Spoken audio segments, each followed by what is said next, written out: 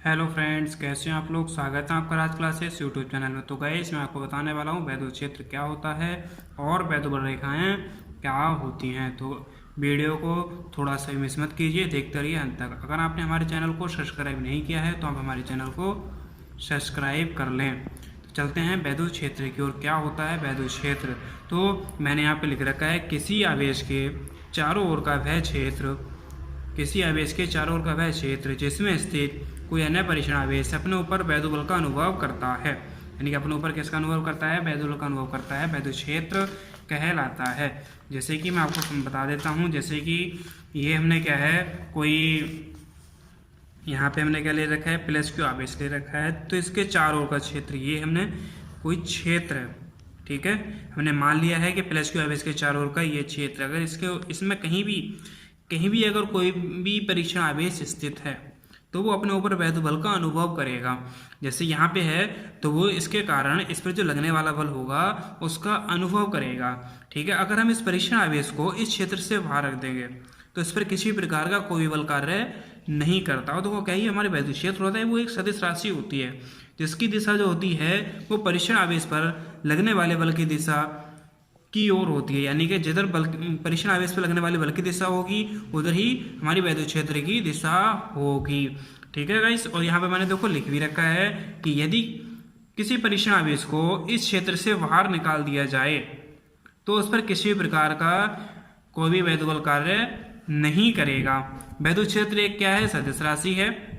परीक्षण आवेश पर लगने वाले बल की दिशा ही किसी बिंदु पर वैद्युत क्षेत्र की दिशा को दर्शाती है। तो गाइस मैंने यही आपको बताया था कि लगने वाले जो बल की दिशा होती है परीक्षण आवेश पर, वही वैद्युत क्षेत्र की दिशा होती है।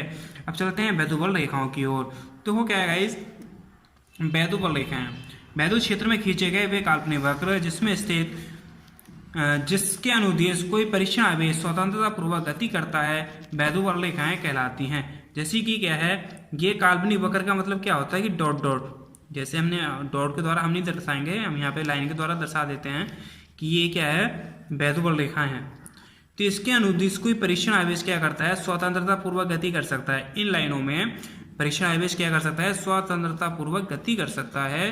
तो ये हमारी क्या कहलाएंगे? सभी लाइनें वैद्युत बल रेखाएं कहलाएंगी, ठीक है गाइस। यही बताया है कि वैद्युत क्षेत्र वैद्युत बल रेखाएं वैद्युत क्षेत्र में खींचे गए वे काल्पनिक वक्र जिसके अनुदेश कोई परीक्षण आवेश स्वतंत्रता पूर्वक गति करता है, वैद्युत बल रेखाएं कहलाती हैं।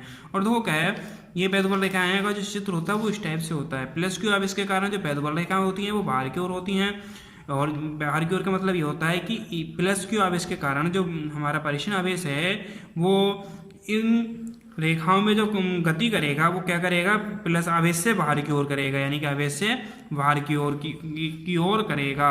और माइनस आवेश के कारण वैद्युत बल रेखाएं जो होती हैं अंदर की ओर होती है। यानी कि अगर कोई माइनस आवेश है तो उस पर जो हमारा परीक्षण आवेश होगा वो माइनस आवेश की ओर आएगा। जितनी भी हैं कहीं से भी आए, मतलब दूर वैद्युत क्षेत्र में कहीं भी स्थित होगा तो वो आएगा, तो उसको क्या कहेंगे? स्वतंत्रता पूर्वक गति करेगा।